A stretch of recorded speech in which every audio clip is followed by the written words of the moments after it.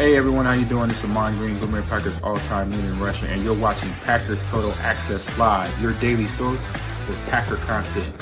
Go Pack, go!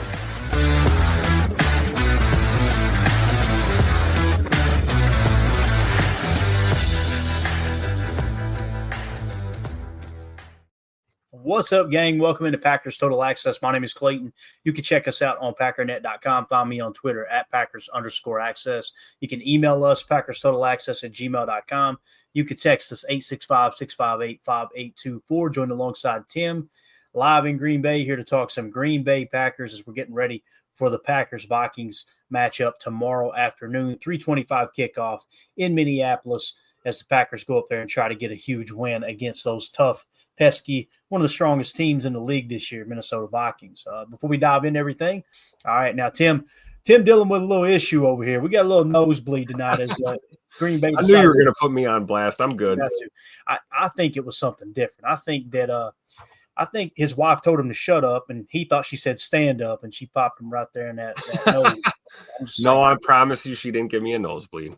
I think it's just that crazy weather we're getting. You know, we had like below zero a few days ago. Now we're in the 40s and rain and snow and dry and cold. And, you know, you blow your nose 100 times, you're bound to get a nosebleed, right, Clay?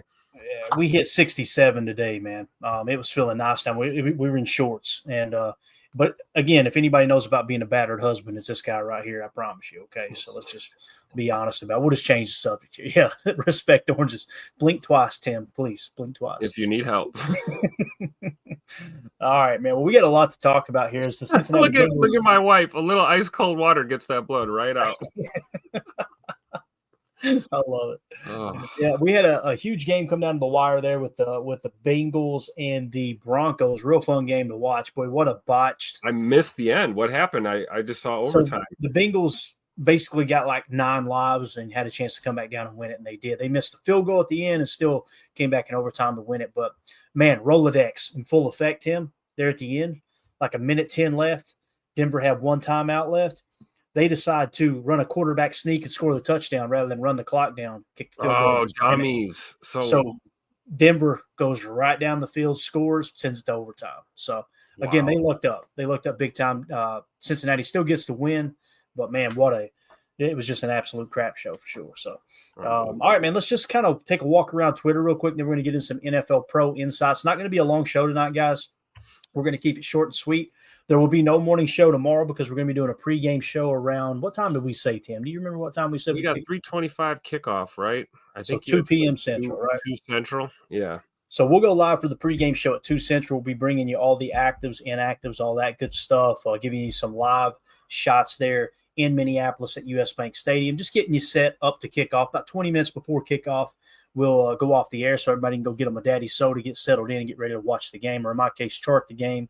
And in Tim's case, I'm sure he'll be cussing a little bit throughout the day too, just like I do. So I'm sure the wife, if she's like Mandy, she just okay. There's going to be bad words said on Sundays. She's heard it all. Yeah, she's heard it all. Hopefully not. Though. Hopefully we don't. Hopefully we have a great performance and it's a lot of cheering. You know. Yeah, definitely. I think it'll be a great game, man. I really, really do, for sure. And we are going to be doing a giveaway tomorrow. Okay, so if Dorsey Levens jersey, right? Yeah, autographed. Away white Dorsey Levens jersey.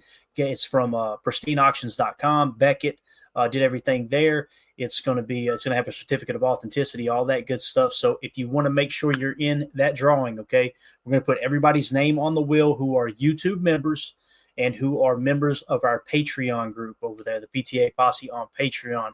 You just go to patreon.com/Packer Fan Total Access, or scan the QR code that we have. I'm sure Tim's getting ready to pop up here on the screen for us. If you scan that QR code, we'll leave it up for a little bit, Tim, so they'll have a chance to actually scan it. You scan that QR code, it'll send you to the same place. It should anyway. Last time we checked, it did. But if it doesn't, go to patreon.com/Packer Fan Total Access. As long as you're a member of one of those 3 tiers, or you are a member here on YouTube, if you're more comfortable with that, that'll get you entered into the giveaway tomorrow. We're going to spin that wheel tomorrow with everybody's name on it. Whoever it lands on will get the autographed Dorsey Levens jersey. Just make sure you're either a member on YouTube or a member of our Patreon group by midnight tonight, okay? Midnight Eastern time tonight. That's the cutoff for that. So, again, thanks to everyone who is supporting the channel in that regard. It should be a good giveaway. Dorsey Levin's one of those unsung heroes in the 90s, no doubt about it, man. For sure.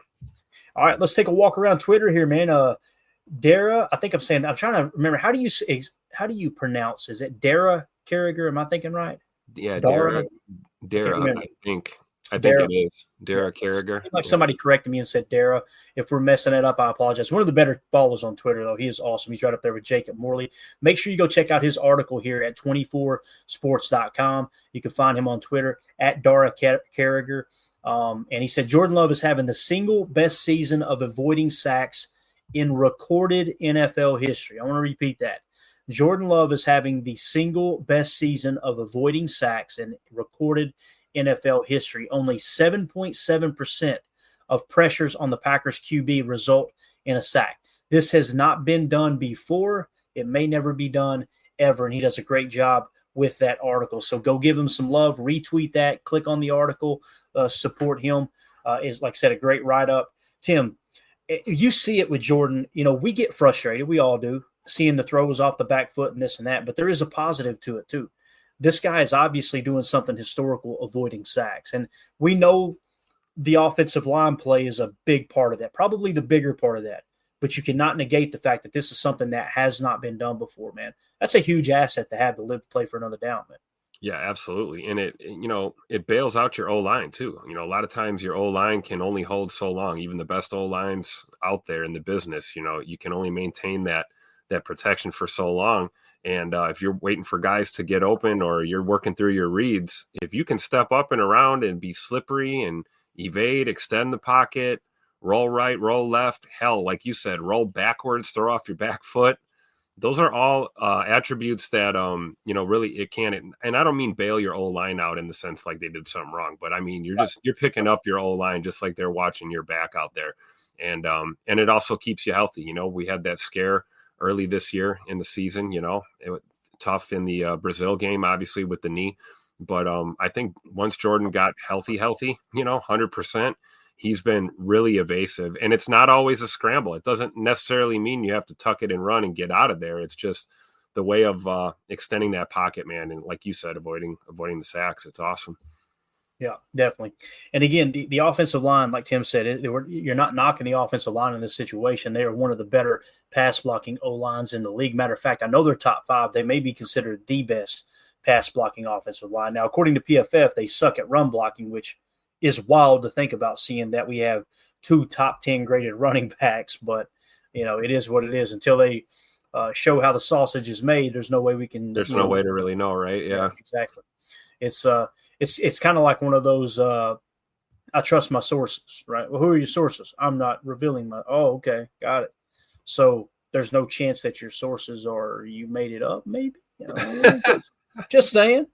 So as Donald Rump says in the chat, Coach Lynn's in the room. Everybody sit up straight. All right, what up, Coach Lynn? Appreciate you swinging through tonight, sir. And yeah, Donald pointed out PFF will still give us bad O-line grades. In running game, there's no doubt about it, man. No doubt about it. Sure. So, all right, let's see what else we got here on the old social media. Tim, I'm going to need a screen grab. Matter of fact, I'll throw it up. I'm already in here. Bang. Let's just let's hit them with a little Tupac LaFleur tonight. So this was on what's it called? First Things First on Fox. Okay, this audio came from them, and this is, I'm trying to think of his name. I think it's Chris Broussard. Is how you say his name. Yes. Tim, all year long we have heard people talk about how this Bears team is just going to be, man, there's never been a quarterback that's been surrounded by as much talent as Caleb Williams, and he's a generational talent. This could be, we read an article or a tweet the other day where a guy had an article saying Caleb Williams may very well win MVP as a rookie, right? And then, exactly. Nick Wright, who many people call him Nick Wrong for obvious reasons, on this same show, went on, I think it was preseason, and said that he had the Bears to win the Super Bowl with Caleb Williams at the helm. All right. So, again, I apologize for the volume being down so much. There's nothing we can do about it. You'll have to crank your TV, crank your phones up as loud as you can. I will fix it on the podcast so you guys won't even recognize it. But here is Chris Broussard absolutely roasting the national media for the way that they just stood on that hill for Caleb Williams, and in some senses, they continue to do that. Here we go. I am the ambassador of impartiality. Yes. So I have to do this. I don't want to, but I have to. Last week, I had to sit here and listen to Brock Purdy get demolished. Oh no. Oh for no. throwing for 30 more yards than Caleb and Geno combined last night. And 2 more touchdowns than them combined. And what Nick Wright has now made the worst quarterback era in history. Marching down the field throwing a pick with to lose the game. chance to win, and you throw a pick. Yeah. That's what Caleb did. Yeah. And then you come on here and compare him favorably to Peyton Manning, Tom Brady, and Joe Burrow? I don't. It's worse than I How is thought. Brett Favre doing here? But why? It's Nick, this is delusional. Oh. It's a lot on Caleb Williams. Okay. Let's not get this thing twisted. You picked them to win the Super No, Bowl I or didn't. reach the No. Super Bowl Yeah, for a reason. Yeah. Because you and so many others said what? No number 1 pick has ever been in a better situation than Caleb Williams. Heard might it from a have fan right here. No, I mean, and you weren't I alone. might have misjudged But it. you know what? You didn't misjudge it. I think I did. Because he does have a Pro Bowl running back in DeAndre Swift. He does have a Pro Bowl receiver they added for him in Keenan Allen and a great number 2 in DJ Moore. Here's the and guy- Rome Odunze might be a superstar one day. In the defense. And the defense The is defense the top 10 defense. They held him to freaking 6 points. I mean, this is on the lion's share is on Caleb Williams. Now look, the offensive line is falling apart. But last year's Houston's offensive line was falling apart, And how's it- CJ Stroud managed to be pretty good. What about this year? What about Well, Caleb they and still gonna CJ make this the year? playoffs? Yeah, because All right, and he doesn't have his receiving core is decimated. All right, so you can't go there. I mean, Nico All right. Collins would be the best receiver on either team. And Nico Collins missed The 4. other 2 guys are hurt. Yeah, well, Caleb's dare got 3. you. Let's not make excuses for the young I'm not man. making excuses. You are. His coach now the coaching situation is a mess. Disaster. But they were 4-2 at one point, Yeah. despite Caleb playing poorly. Because that defense is legit. It was a great defense at the end of last year. It's still top 10. 10 times. 10 times. He has failed to score 20 points. This is, and I'm not writing him off as a potential star down the road, but this season, he has been the main problem. He's been with the main. Yes. So that I thoroughly Yes. disagree with. What? Edit Okay. D's. How about that? All right, so man, and I'm going to get it off the screen there, but I just want to say, my goodness, did he cook? And we shared that on Twitter, and it's absolutely blown up. Matter of fact, let me pause that real quick. It's up to that particular tweet where I just shared it and said, "Let him cook." Finally, somebody in the media is calling out these Chicago Bears apologists. 106,000 views as of right now. Packers Twitter has eat it up, man. It's hilarious. I love it. And everything he said there, Tim, sometimes you hear an argument and you go, he's stretching that a bit. Every bit of that was fact. Every single bit of it. And again, top 10 defense, legit top 10 defense, Yep. right? And then he goes down in a game where they only scored 6 points and throws an interception on the final drive after they completely screwed the pooch with the clock management. It's just wild. It's absolutely wild. But again, it gave me faith in national sports media once again, even just a little bit, that someone was willing to step up and go, no. You guys have been running your mouth all year, Yep. and every damn one of you have been wrong. But Watch him lose his job now because he told exactly. because he told the truth. And Chris Broussard's an OG, man. He's been around. He's well over 20 years, I believe. Is that right? Doing his thing between the networks. But I love it. If you see it, you got to say it, right, Clayton? Like we always say. Absolutely. And it's refreshing to see someone in the mainstream, really telling the truth for a change. It is possible. Holy cow. Yeah. And it was just wild. If you go watch the tweet, watch the video yourself, to see Nick Wright, it's like every time the guy says something else, you can see Nick slump a little bit more, like, yeah, he's right about all this. Now, he'll never admit that, obviously, because that's kind of Nick Wright's MO. He's a Skip Bayless wannabe, in my opinion, is really what it kind of feels like. But nonetheless, I don't want to get in here and roast people too hard. It's just funny that I'm glad Which one is he again? Is he the one who looks like a Harry Potter character? He does. He's a strange looking. Listen, I'm a strange looking human being too, but I don't go around acting like I know. I'm just trying to confirm who it was. I think I know who you're talking about now.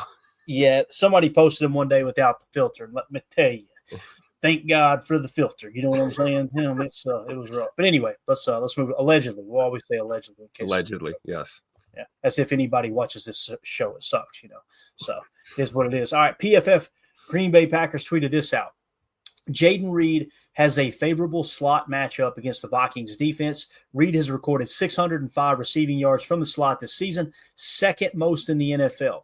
The Minnesota defense ranks 28th in yards allowed to slot receivers, making this a favorable matchup for Reed.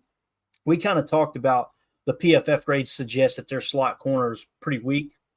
Now, when you dive into Jayden Reed, many people look at Jayden Reed, Tim, like he's having a down year. Like, oh, what happened to Jayden Reed?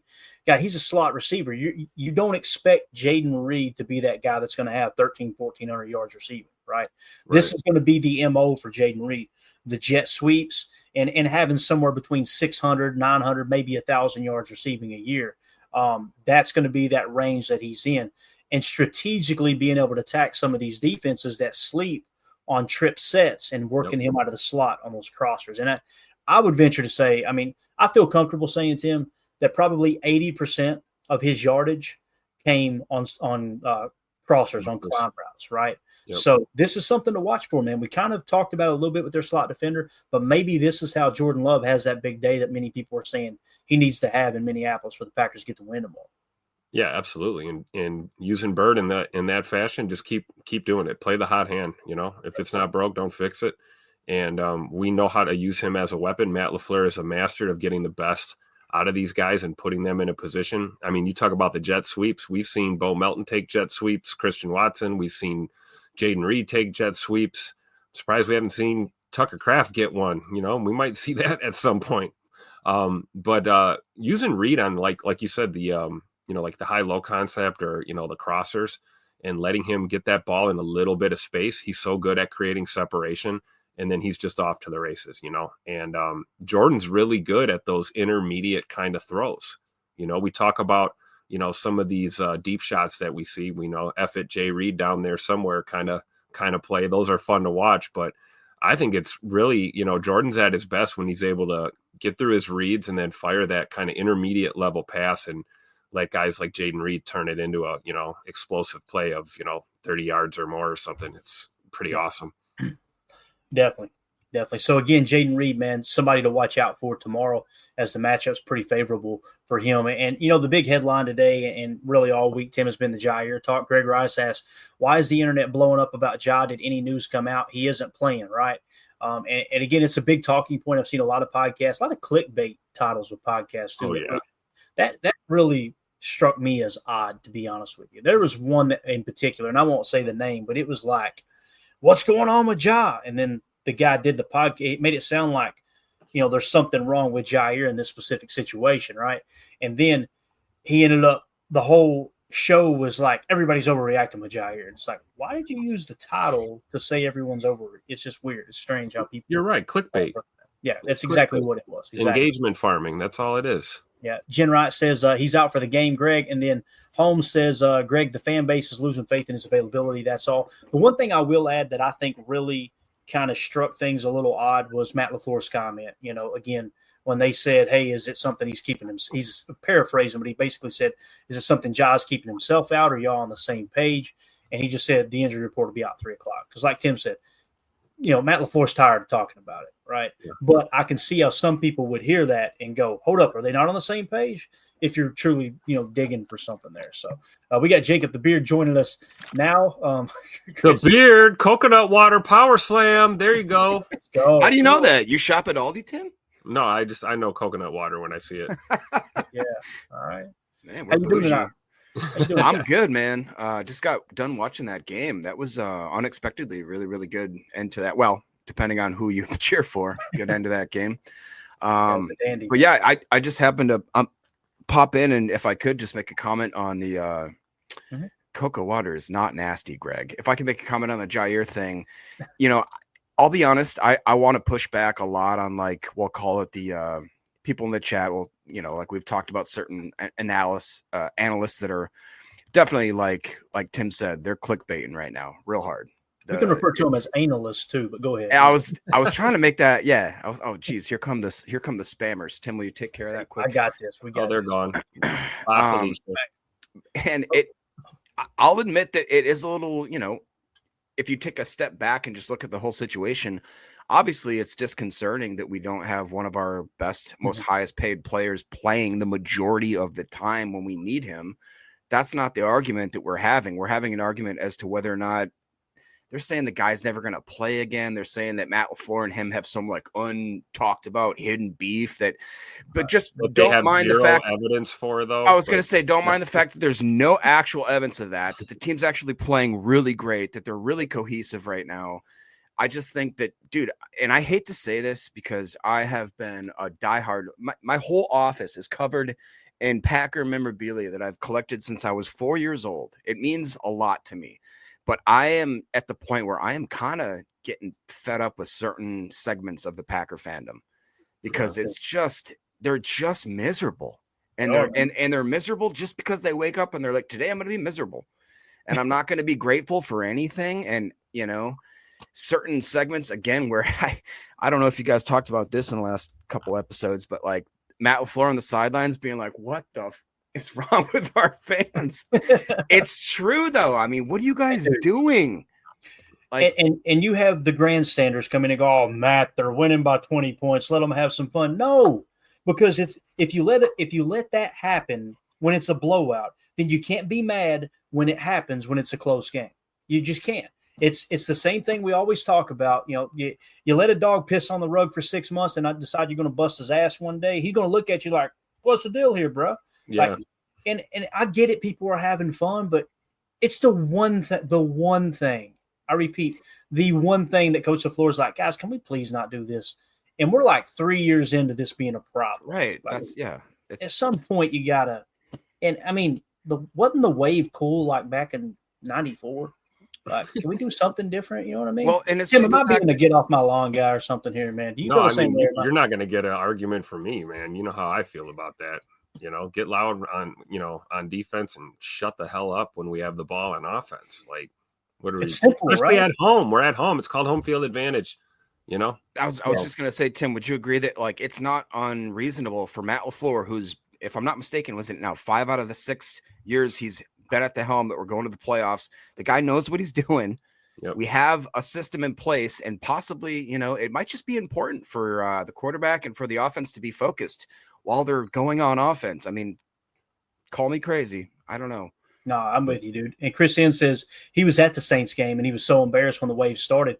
I was embarrassed when when the camera caught Matt LaFleur getting mad because I immediately knew Matt is right and he's going to get roasted. Yep. And it's just so crappy. Look like the bad guy. Yep.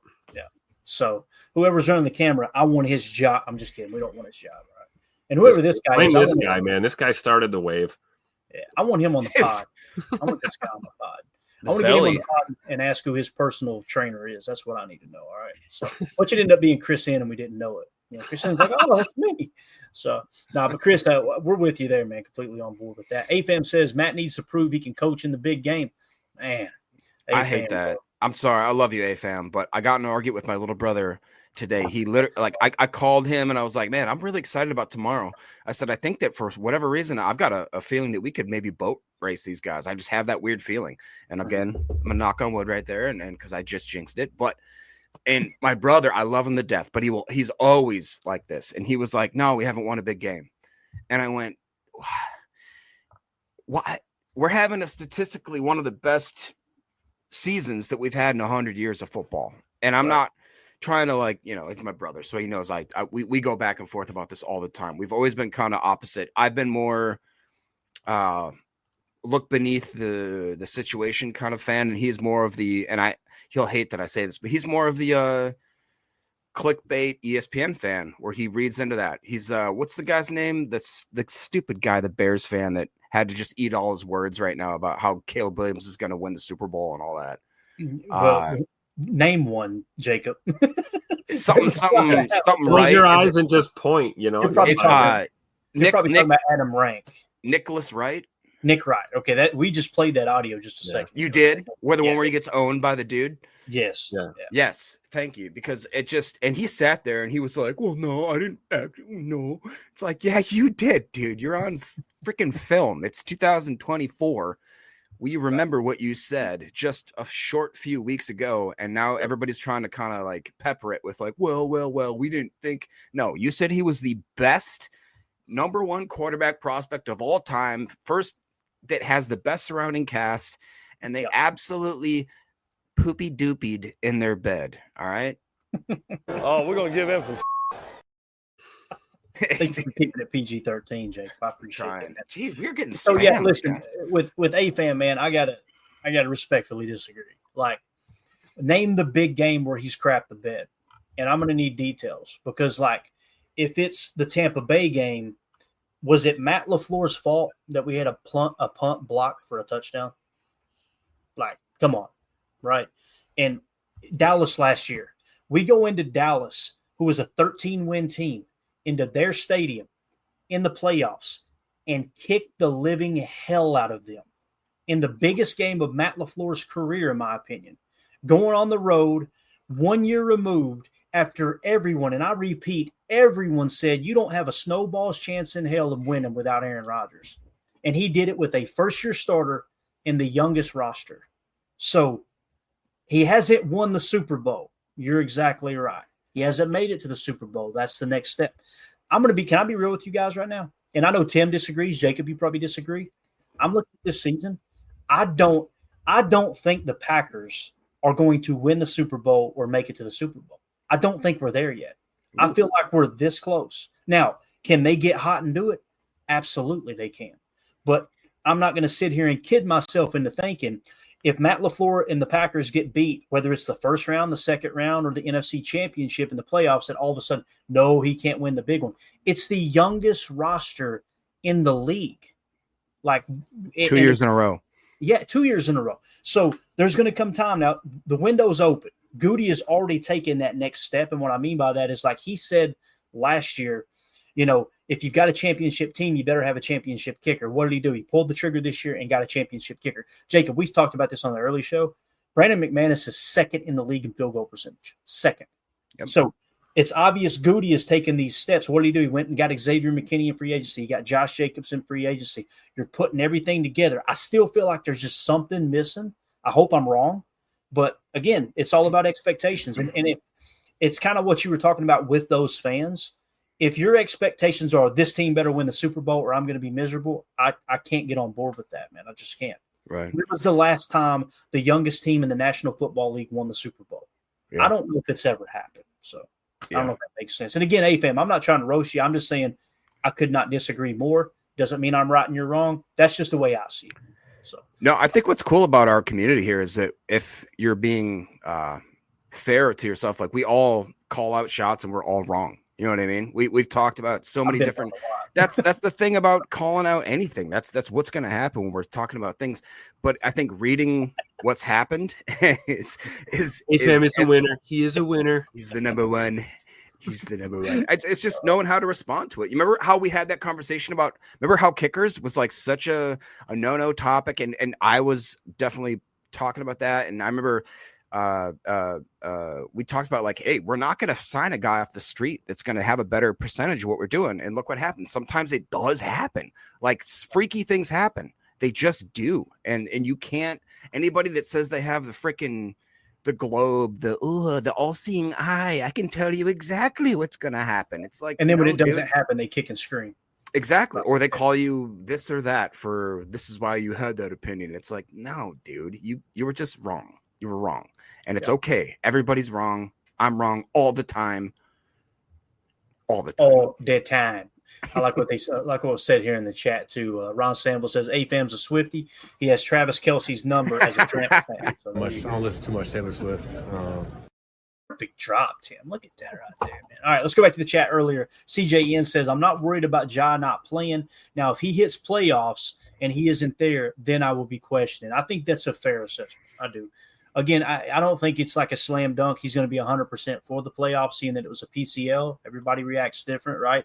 We were basing it off of Puka Nakua's timeline. And like Tim pointed out, and he's exactly right, that doesn't necessarily mean it's by the book, the Bible, that, hey, it's going to be 6 weeks and he's back. It's just kind of a rough time frame, right? Yep. So, but I do agree with that with CJN. If he doesn't play in the playoffs and he didn't go on IR, I'm going to go, maybe there's something going on. I think it's a fair assessment. But let's see here. I would agree. And maybe they're trying to keep it close to the chest because maybe someone I'm not going to say misdiagnosed, but misanalyzed the severity or whatever. And it was a mistake to not send him to IR. You know what I mean? And who knows what the situation is. I do personally believe that it's 100% injury related, and injuries suck. It happens. It takes some of the greatest players this game has ever seen have had their careers cut short because of injuries. And it doesn't mean that they don't have heart or they don't want to be there or that there's some kind of soap opera, dramatic behind the scenes crap happening. Right. No matter how bad you want it to be like that. I just don't think it's anything deeper than, Ja's clearly frustrated right now because he's hurt and he's not able to be on the field. Well, and Tim, can I ask you? Matt's frustrated because Matt's tired of being asked about, ask questions that he doesn't have the answer to. So that's just how I look at it, I was going to ask Tim, do you think that also, Matt's frustrated, Ja's sick of talking about it. Clearly, it's like when anybody asks you anything more than 3 or 4 times, why you're making me frustrated while you're asking me what's wrong. You know what I mean? That sort of mentality kind of thing. Yeah. And also the fact, does anybody want to take a step back and say, okay, we've secured a probable playoff spot. Now I believe we're clinched, right? We're good to go. We're in. So going into this week and the last few weeks, people were worried, are we going to have to worry about whether or not we're going to clinch? But the probability was in like the 95%ish, type range. So take a step back and then also realize that Carrington Valentine and Eric Stokes, for the first time ever in their history of the careers, are playing really good football. Maybe we should actually just let that slide. And it's not, to me, it takes more of a stretch to say, hey, Jair and Matt have a secret undercover super beef that just created and just started. And everybody knows that, Jair's never going to play here again ever in his career, over the fact that the guys are playing really well and we don't need to force him back. If he does have a PCL tear, if he does have something like that, why would we rationally? Matt LaFleur would be a dumb coach. Those people that make those comments, so that's hyperbolic comment. Ja may never play again. Who the hell are you? You don't know that. Stop it. But I'm definitely in agreements with the sentiment that, if he does, he's not playing tomorrow. If he doesn't play in week 18 and we don't see him in the playoffs, now we have to start scratching our heads and wonder what's really going on here. Yeah. So, definitely. Ron Sample said we want to wrap up this Jair talk quick here too. I'm tired of hearing about it. Tired of talking about it. Things could be a lot worse. I could be a Bears fan. Exactly, Ja. Very well said. Ron Sample says Matt Schneidman asked Ja if he wanted to talk, and he wouldn't even look at him and said no. Ja is usually really friendly with him. Doesn't mean anything other than everyone is frustrated. I think that's fair.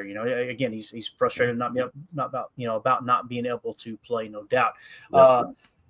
Thon Tron says the Packers are like the Lions were last year.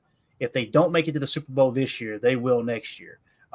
Again, man, they're built for next year to kind of, as it sits right now, $62 million in cap space next year. Now you're going to sign a few players for the future and probably push some of that money up into the current year. So that's going to be much lower, than the $62 million. But I feel comfortable saying it's probably going to be somewhere settled in at about the 35 or 40 million range, depending on how all the contracts are structured currently. We'll look at that when we get to the offseason. So you're probably going to have a little bit of room to go get a piece or two if you need to, right? But honestly, you may not need to. You may just look to load up in the draft and be in an even better salary cap situation and let these players emerge and kind of mature so you're not, signing progress stoppers as opposed to players who can contribute right away. Coach Lynn says injuries suck. Ask Sterling Sharp. Very well said there. No true. Well. I'll tell you what doesn't suck, though, boys. We've been talking about Jaden Reed. Check this out. Ben Houselog, I hope that's I'm saying that right. It's at Ben Likes Sports. Tweeted this out. DJ Moore for the Chicago Bears, 89 receptions, 880 yards, 5 touchdowns, 4 years, $110 million contract. Jaden Reed, 52 receptions, 803 yards, 6 touchdowns, 4 years, $7.1 million. He said, "See how silly this logic is." Let polls cook, man. I mean, seriously, dude. Let them cook, man. This is why you want to load up on draft picks, because if you hit on one, boy, oh boy, ever since they restructured the CBA to where now you've got the rookie contract slotted as opposed to you've got to negotiate with that rookie, boy. This same thing with Tucker Kraft, Tim. We talked about this a couple nights ago, man. Tucker Kraft is a legit top 3 tight end, and he's getting paid $1.2 million this year, right? Something crazy. Yep. And both of these guys are under contract for 3 more years, this year and at least 2 more, right? I believe that's right. Yeah. 2 teams, 2 GMs. One is a real GM. One is somebody playing GM for a paycheck. Yep. Jacob, what do you think about Jayden Reed, man? Again, we were kind of talking about before you got on here. There's some people that are like, oh, he's having a down. I read one tweet and it said the downfall of Jayden Reed should be studied. This is weird. It's like, what are you talking about the downfall? What are we even doing? That kind of stems from the same vein that I talked about earlier, where it's just I've tried to stay off certain social media sites because it doesn't seem like no matter. After we did the 34-0 shutout, I saw people complaining. It's crazy, bro. And the Jayden Reed hate, quote unquote. I mean, look at those numbers right there. First of all, you give him maybe and take into consideration once again that Jordan Love was not healthy the first half of the season, and I usually hate that kind of precursor to an argument, but we've seen it with Jordan Love. The guy, he's not necessarily the most mobile quarterback, but he needs to be able to move around. If you have a knee injury or a groin injury, which he suffered with, that's definitely not going to let you do Jordan Love type stuff. Everybody gets so hyped about, oh, Caleb Williams could throw across his body and the Patrick Mahomes. Here's a guy. It's like Jordan Love does every single one of those throws, and I'd argue he does them more fluently at certain points. And the fact that Jayden Reed hasn't got enough hype as just maybe being that standalone superstar in the NFL is because he's not like an Amon-Ra St. Brown. Because guess what? On the Lions, they don't have 4 to 5 different wide receivers, simply just wide receivers, let alone maybe 2 now stud tight ends. Let's add in 3 running backs that can score like very efficiently. One being Josh Jacobs, who is arguably the best running back pounder thumper that we've had in Packers memory since Amon Green. I mean, I don't want to hear that kind of talk. Exactly. The dude is just ricocheting people that try to like tackle him. It's back off a little. Coach Lynn said, who's the Vikings announcer that's super annoying? Everybody say it together. Paul Allen. I hate that guy. Yeah. We need to get that sound drop of him going, this isn't Detroit, man. This is the Super Bowl. Oh, boy. And he smashes ahead for a 2-yard loss. There's a video on YouTube when Brett Favre threw that interception against the Saints to knock them out of the playoffs, where someone put a montage together. It is absolutely hilarious, man. If you guys get a chance, check it out. We need to find it one day and just play the audio because, oh my gosh, is it good. And speaking of good, the opposite of that is join the chat here. We've got Emilio here on the show. Emilio, what are you doing? So Jair. No, I'm kidding. Oh my God. No. No, I'm sorry I was late getting a new phone transferred over. The missus got me one for Christmas. So Let's go, man. a little issue. You got that pink Motorola Razor, right? Yeah. How many times are you going to come to my press conference late? I had the iPhone 11, so I was getting it was time. Yeah, it was time. Emilio, iPhone SE 6 version. And what are you on? Like Windows? Guys, 4? people pay for advertisement nowadays. We don't have to give it away for free. That's fair. You're right. Milwaukee Tools again. Back to our sponsor. Hey, Festival Foods sponsor us. Yeah. Jacob said, whatever phone that was, he said can't be tracked by the government. Anyway, go ahead, Emilio. What were you going to say? Nothing, man. Nothing. I'm just glad to be here. I'm excited for the game tomorrow. Good time slot. Don't have to go to Buffalo Wild Wings to watch it, and I'm ready to roll. Let's go, man. Yeah, our guys better wake up with their piss hot, like I said before. So. That's right. And listen, me and Tim were planning on doing a 40-minute show because he and the wife got a little bonfire kicked up, ready to kick back and relax. So, Tim, if you want to go, you just jump off. We're talking about she's fully capable. She's probably got another log on it already, handling it, stoking the fire, Let me explain something to you. Probably pouring another glass of wine or something, you know. The chances of these four guys on this screen right now pissing each other off and never talking again are pretty strong. You need to keep her happy, okay? This may not last another 2 months. Oh, there it is. Just put 2 more on. 10 more on. Hey, see? She's got it. Too easy. All right. Well, if you need to step away, you don't even say bye. You just get out, all right? I want Sit your butt outside.